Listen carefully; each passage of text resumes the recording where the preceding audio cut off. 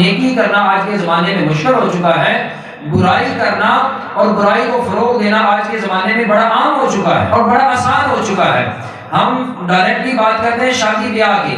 دیکھیں یہ جو شادی بیاہ کے مواقع ہوتے ہیں آج کے زمانہ میں، اس مواقع پر جیسا کہ میں نے عرض کیا کہ پہلے تو فقط لڑکے والے ہی کرتے تھے تماش بینی، اب لڑکیوں والوں کا جو رجحان ہے وہ اور زیادہ بڑھتا جا رہا ہے۔ حاضرین گرامی قدر، شادی بیاہ کے مواقع پر فضول خرچی کی جاتی ہے، آتش بازی کی جاتی ہے، ڈھول ڈھمکا کیا جاتا ہے، حتیٰ کہ فائرنگ بھی کی جاتی ہے، اہل محلہ کا سکون برباد کیا جاتا ہے، مساجد کے اندر اذانیں ہوتی ہیں، نمازیں ہوتی ہیں، محلے میں کوئی بیمار ہوتا ہے، بیچارہ زندگی اور موت کی کشمکش میں ہوتا ہے۔ لیکن جب ہمارے ہاں شادی کا موقع آتا ہے تو ہم ہر طرح کی حدیں جو ہیں وہ کراس کر جاتے ہیں۔ ہر طرح کی حدوں کا میں نے لفظ اس لیے استعمال کیا کہ اللہ اور اس کے رسول نے جو شریعت کی حد ہم پر مقرر کی اس حد کو بھی ہم توڑ دیتے ہیں، اور سماج اور معاشرے کی جو ہم پر حدود ہیں جنہیں حقوق العباد کہا جاتا ہے، ہم ان حدود کو بھی توڑ دیتے ہیں۔ حتیٰ کہ بے حسی اتنی زیادہ بڑھ چکی ہے کہ شادی بیاہ کے فنکشن جب ہوتے ہیں،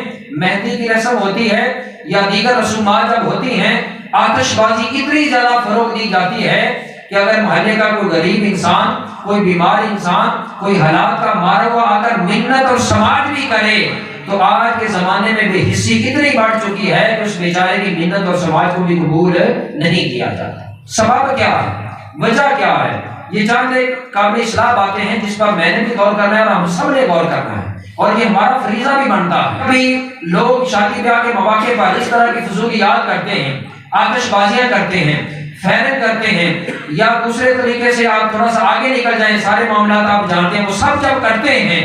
جب ان سے پوچھا جاتا ہے کہ ایسا تم نے کیوں کیا ہے تو عمومی طور پر دو جواب ہیں جو ہمیں سننے کو ملتے ہیں۔ لیکن آپ میری بات سے اتفاق کریں گے، دو جواب عمومی طور پر ہمیں سننے میں ملتے ہیں۔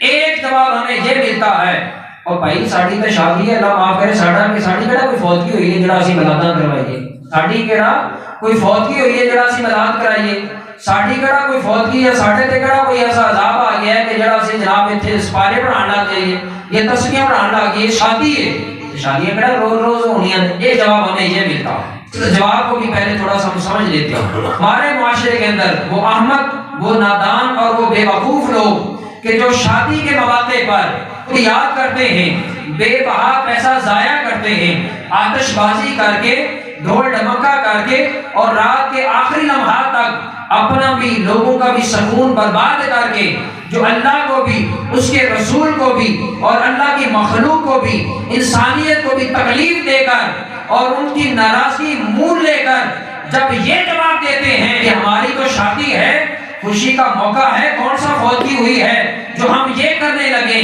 تو آئیے ذرا اللہ کے قرآن سے اس کا جواب لیتے ہیں کہ اللہ کا قرآن تو ہمیں ذرا بتا کہ جب انسان کو خوشی ملے تب انسان کیا کرے، جب انسان پر غم آئے، پریشانی آئے، کوئی مصیبت آئے، کوئی امتحان آئے یا کوئی آزمائش کی لمحات آ جائیں تب انسان کیا کرے۔ تو اللہ کے قرآن نے 3 مقامات پر یہ الفاظ کلمات استعمال کیے ہیں، میں ان تینوں کو مختصر ٹچ کرتا ہوں۔ اگر سورۃ حامیم کا سجدہ اٹھا لیں، اگر آپ سورۃ الشورى اٹھا لیں، 25واں پارہ دیکھ لیں، آپ سورہ مومن کو اٹھا لیں اور 24واں پارہ پڑھ لیں، ان تینوں مقامات پر اللہ کا قرآن کیا کہتا ہے؟ اللہ کا قرآن کہتا ہے فَإِذَا مَسَّ الْإِنسَانَ ضُرٌّ دَعَانَا، فرمایا کہ انسان جب ہم تجھے تکلیف دیتے ہیں، جب تجھے پریشانی دیتے ہیں، جب تجھ پر کوئی مصیبت ڈالتے ہیں، جب تجھے کسی آزمائش میں ڈالتے ہیں، کسی امتحان میں ڈالتے ہیں، اس وقت سب سے پہلے تیری زبان پر جو الفاظ ہوتے ہیں وہ کیا ہوتے ہیں؟ فرمایا دعانا، اس وقت سب سے پہلے تو اپنے رب کو یاد کرتا ہے، اپنے رب کو پکارتا ہے،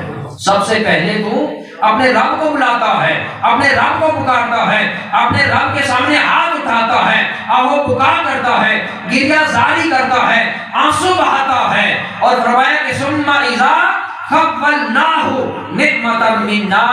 فرمایا کہ جب میں رب تیری زندگی کے اندر خوشی لاتا ہوں، جب تیرے غم کو، تیری مصیبت کو، تیری پریشانی کو، تیرے امتحانات کو میں خوشحالی میں، فراخی میں اور تیری خوشحالی میں جب تبدیل کرتا ہوں، تو کوئی عام تاریخی کتاب نہیں کہتی، اللہ کا قرآن کہتا ہے، اور اللہ کا قرآن کیا کہتا ہے؟ ثم اذا خولناہ نعمتا منا، جب پھر ہماری نعمت تجھے ملتی ہے بے وفا مان کر میں رب سے ہی منہ موڑ لیتا ہوں، میں رب سے ہی منہ موڑ لیتا ہے۔ تو حاضرین گرامی قدر ایمان سے بتائیے ایسا ہوتا ہے یا نہیں ہوتا؟ اونچی آواز سے بولیں۔ ہماری زندگی میں جب بھی کوئی مصیبت آئے، کوئی پریشانی آتی ہے، کوئی تکلیف آتی ہے، تو ہم ماں کو، باپ کو، بہنوں کو، بھائیوں کو، رشتہ داروں کو، اعزا اقربا کو، سب کو تو پکارتے ہیں، بعد میں سب سے پہلے ہماری زبان پر جس کے کلمات ہوتے ہیں وہ براہ راست ہمارے رب کے کلمات ہوتے ہیں، اور ہم رب سے دعائیں مانگتے ہیں کہ باری تعالیٰ میری مدد فرما، میری پریشانی آسان کر دے، میری مشکل آسان کر دے۔ آئیے دوسرے مقام پر اللہ کا قرآن کیا کہتا ہے؟ فرمایا وَإِذَا مَسَّ الْإِنسَانَ ضُرٌّ دَعَوْا رَبَّهُمْ، فرمایا کہ اے انسان جب تجھے تھوڑی سی پریشانی مس کرتی ہے، مس کا مطلب ہے ٹچ کرنا، پریشانی تکلیف اور مصیبت بس صرف تجھے ٹچ کرتی ہے، مس کرتی ہے، تیرے قریب آتی ہے، تو سب سے پہلے تو کیا کرتا ہے؟ ضُرٌّ دَعَوْا رَبَّهُمْ، تو سب سے پہلے اپنے رب کو پکارنے لگ جاتا ہے۔ فرمایا کہ جب تیری مصیبت اور پریشانی اللہ ٹال دیتا ہے، اس سے تجھے نجات اور چھٹکارا دے دیتا ہے، پھر تو کیا کرتا ہے؟ تو اس طرح بیگانہ ہو جاتا ہے جیسے تیرا تیرے رب کے ساتھ کوئی رشتہ ہی نہیں ہے۔ فَإِذَا أَنْعَمْنَا عَلَى الْإِنسَانِ أَعْرَضَ وَنَأَىٰ بِجَانِبِهِ۔ اب ذرا غور کریں، شادی بیاہ کے مواقع کو ذہن میں رکھیں۔ انسان کو اللہ تعالیٰ زندگی کے اندر یہ نعمت دیتا ہے، یہ شادی، یہ بیاہ، یہ ازدواجی بندھن، یہ تعلق، یہ اللہ کی نعمت سے کم نہیں ہے۔ اس پر میں آگے ایک دو حدیثیں جو پڑھی ہیں اس کی شرح کروں گا تو بات سمجھ میں آئے گی۔ فرمایا وَإِذَا أَنْعَمْنَا، اے میرے بندے جب میں رب تجھے اپنا انعام دیتا ہوں، رب تجھ پر اپنی نعمت کھولتا ہوں، میں رب جب تجھ پر اپنا فضل کرتا ہوں، اپنا کرم کرتا ہوں، تجھ پر اپنا لطف و احسان کرتا ہوں، تو فرمایا کہ میں رب ہو کر تجھ پر اپنا احسان کرتا ہوں، کرم نوازی کرتا ہوں، تجھ پر اپنے فضل اور اپنے رحمت کے دروازے کھولتا ہوں۔ اور آگے سے تیرا رویہ کیا ہوتا ہے؟ اللہ کا قرآن کہتا ہے وَنَأَىٰ بِجَانِبِهِ، اے بندے جب تیری زندگی میں خوشی کا موقع آتا ہے، جب میں رب تجھے اپنی نعمت عطا کرتا ہوں، تو میں تیرا رب ہو کر، تیرا مالک ہو کر، ساری کائنات کا حکم الحاکمین اور مالک و مختار ہو کر میں تجھ پر مہربانی کرتا ہوں۔ تیرا رویہ کیا ہوتا ہے؟ وَنَأَىٰ بِجَانِبِهِ، تو مجھ سے اپنا منہ بھی موڑ لیتا ہے اور اپنی پشت میں رب کی طرف کر کے چلنے لگ جاتا ہے۔ اللہ کو پشت کرنا یا اللہ کی طرف پیچھ کر کے چلنا، اس سے مراد کیا ہے؟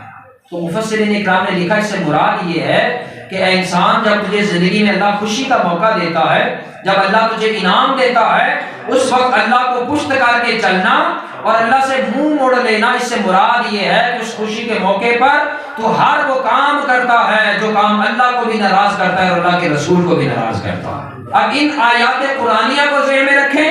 اور پھر وہ احمق اور نادان لوگ جو یہ جواب دیتے ہیں کہ ہماری تو خوشی ہے، ہماری کون سی فوت کی ہوئی ہے؟ اب اللہ کا قرآن تو کہتا ہے کہ کیا تیرا اور تیرے رب کا تعلق صرف غم میں ہوتا ہے؟ کیا تیرا اور تیرے رب کا رشتہ صرف پریشانی میں ہوتا ہے؟ یا کیا تیرا اور تیرے رب کا رشتہ اسی وقت ہوتا ہے کہ جب تجھ پر کوئی مصیبت آتی ہے، کوئی پریشانی ہوتی ہے، کوئی وبال آتا ہے، کوئی امتحان آتا ہے، کیا تیرے رب کے ساتھ تیرا رشتہ اسی وقت قائم رہنا چاہیے؟